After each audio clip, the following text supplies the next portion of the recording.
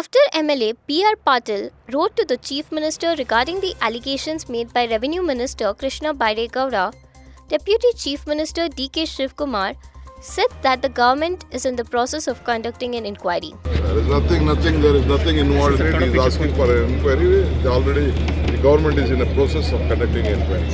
On Tuesday, Aland Congress MLA B.R. Patil requested Chief Minister Siddaramaiah to initiate an investigation into the allegations made by Gowda regarding the projects carried out by Karnataka Rural Infrastructure Development.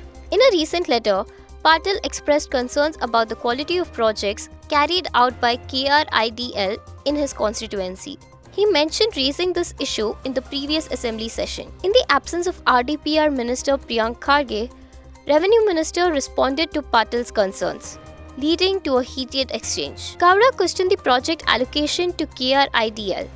The legislator stated that it didn't feel morally right for him to participate in the upcoming session under such accusations, expressing hurt over the minister's allegations. BRPatilLetter